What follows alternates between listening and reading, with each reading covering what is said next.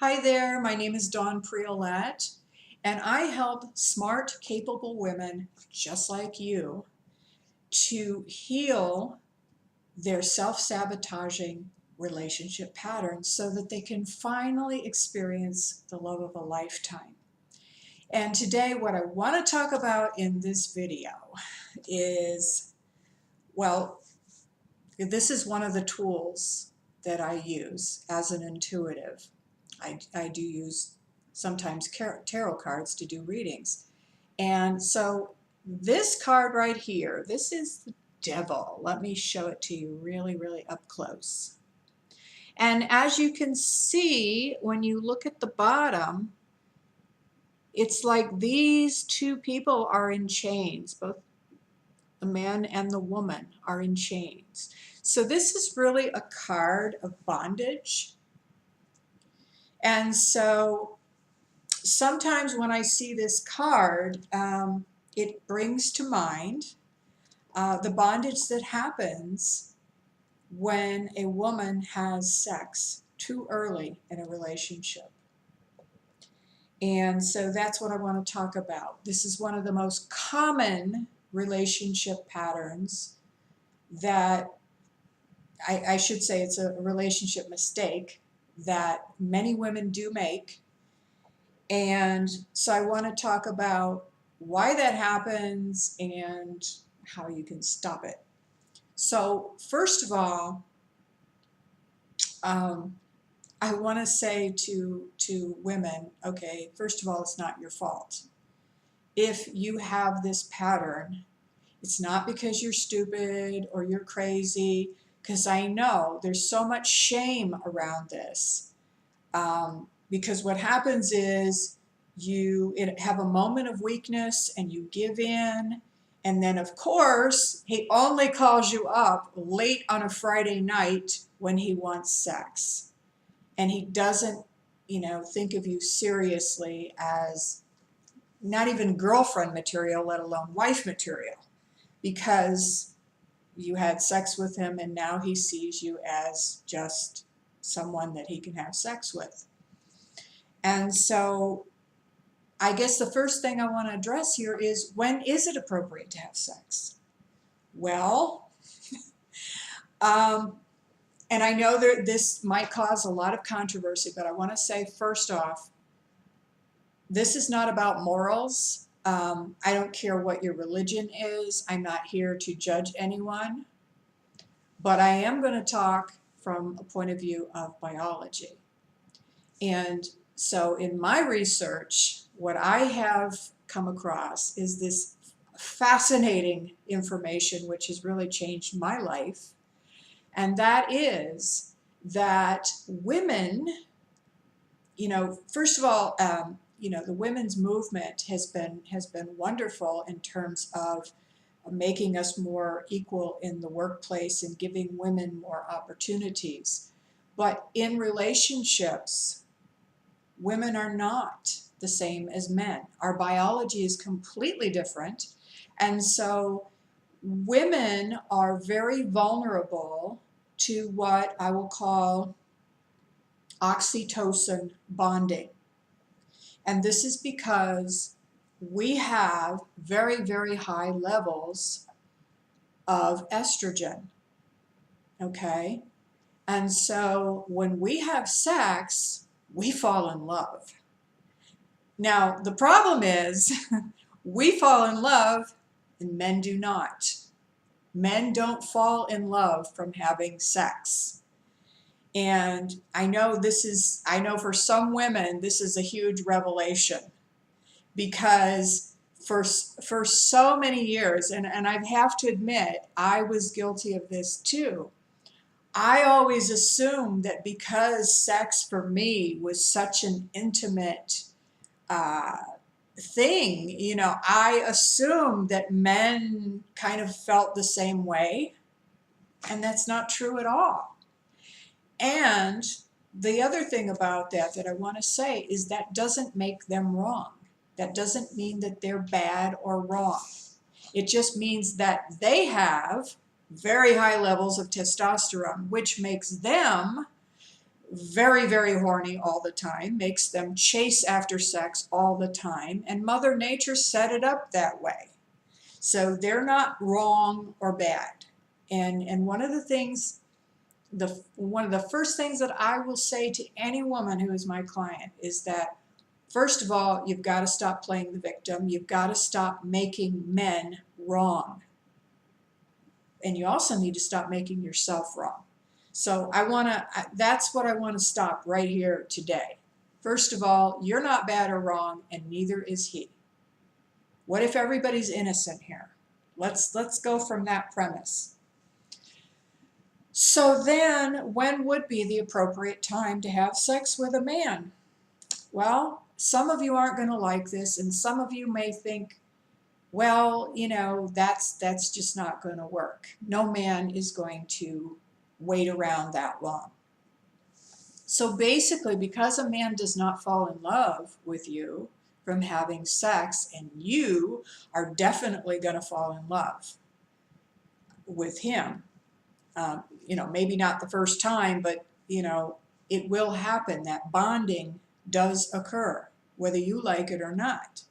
It's not something you can control with your conscious mind any more than you can control your heartbeat with your conscious mind, or your breathing. I mean, you don't have to consciously go, okay, I need to take a breath now, right? You don't do that.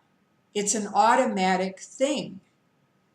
It's part of your biology. It's already taken care of. And so you cannot use your conscious mind to try to overrule your biology and your body's natural function. That's not going to work. Okay? So the thing is, if you are a woman who wants to be married or wants to be in a committed relationship, then the appropriate time to actually have sexual intercourse is when you are already in a committed relationship. If you want to get married, that engagement ring should already be on your finger. You should already be planning the wedding day. So until that happens, there should be no intercourse. Not anally, not vaginally, not orally. I have to just be that plain about it, because otherwise there'll be confusion. It shouldn't be happening. There are other things you can do. He can perform oral sex on you. You can give him a hand job. You can do other things, but no penis entering your body.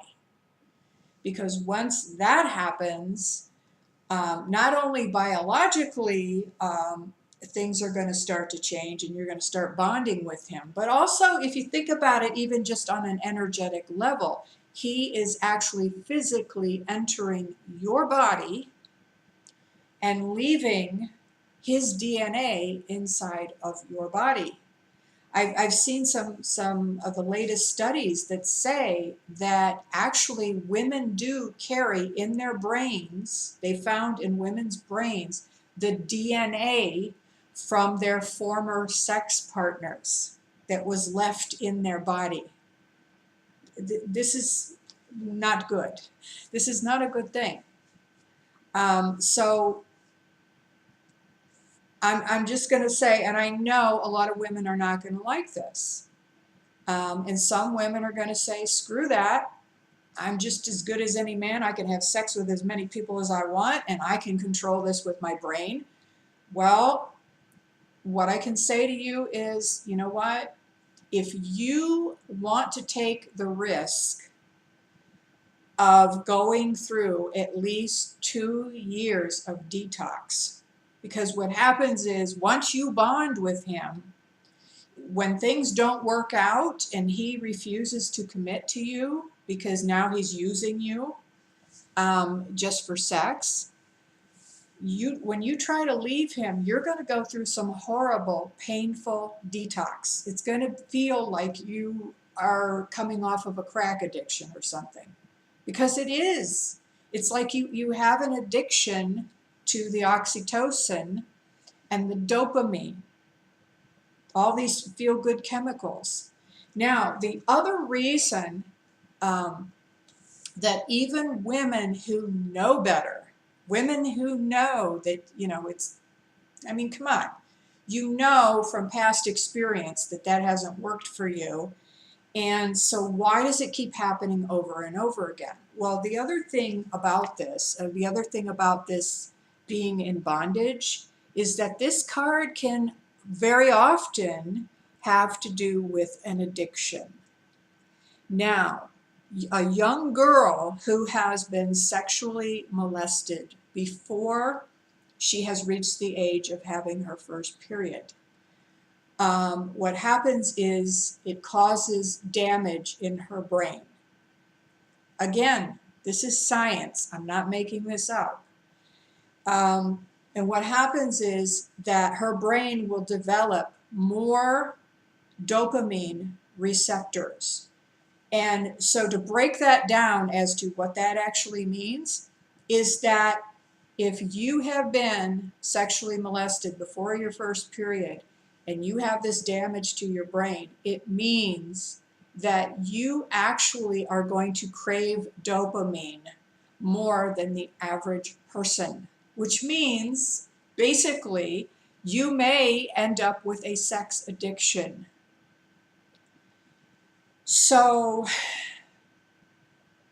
I'm telling you all of this because I really, really want you to have compassion for yourself, because there are a lot of you who, and you may be thinking, well, I've never been sexually molested. And I want to say this to you as well. I'm really jamming a lot into this one video, but I really want to let you know, you may not have any memory of having been molested. A lot of the women that I work with that are my clients have had so much trauma that they actually have no memory of most of their childhoods, okay? And I will tell you from my own personal experience, I did not have full, and I never did have full memory of the sexual trauma that happened to me. I had flashbacks, okay? I had problems with sleeping for basically all of my life. I had a hard time sleeping at night because I always kind of had this on guard feeling like something bad was going to happen if I fell asleep. I didn't really know why I felt this way. But through the years, I started having flashbacks of memories, just little pieces of memories. So my reason I'm sharing this with you because, my dear woman, I want you to know that it's not your fault. So if you've made this mistake, first of all, you may be obsessively compulsively repeating the mistake because you learned at a very, very young age that the only way that you could get affection, because what happens is with a little girl who gets sexually molested, often what happens is she's not getting the love, the affection, and the attention that she needs from her parents because they're busy. It's not necessarily they're bad people, but they're busy. They've got other things going on. My mom was working 3 jobs at one time. My father was working. It was just crazy. There was nobody around, and there was four of us, 4 kids, right? There was nobody there for me. And so little children, especially little girls, because they really, really need the validation of a father figure. And they can be very, very vulnerable because they are starved for attention and affection, and they want to be adored. I mean, all children do, really. And so I want you to think about, what I've said in this video. And I want you, first of all, if this has been your pattern, I want you to first of all think about this. If you were sexually violated as a child, you've got all this biological stuff going on. You've got all these extra dopamine receptors in your brain causing you to crave dopamine. So you're already going to have a tendency to be addicted. You're going to have some kind of addiction going on. If your parents didn't give you attention when you were little, and because of it you got molested, you learned at a very young age that in order for me to get attention, I have to trade something. I have to trade my body. I have to trade sex for attention. This is something that we learn very, very early. And the other thing that we learn from the molestation is that our only value lies in our sexuality, okay? And it's not something that it's not something that's said, but it's something that it's a conclusion that we can kind of come to at a very early age when you have that experience.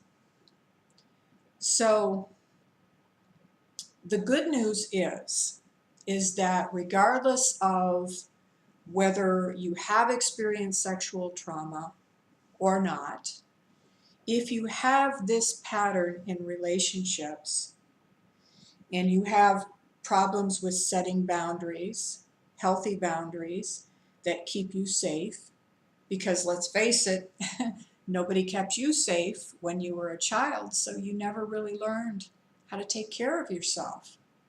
But it's not too late to learn now. And so I want you to consider what I have said in this video, and if you need help with eliminating this pattern, please feel free to contact me. I'm going to put my details below, the link to my website. You can contact me for personal sessions and personal coaching, and also for a reading if you need to. So again, my name is Dawn Priolette, and I hope that the information that I've shared with you in this video will help you to have more compassion for yourself, and at the very least stop the cycle of shame about this, because it is not your fault. However, you can take your power back and you can change this pattern. So until next time, take care of yourself.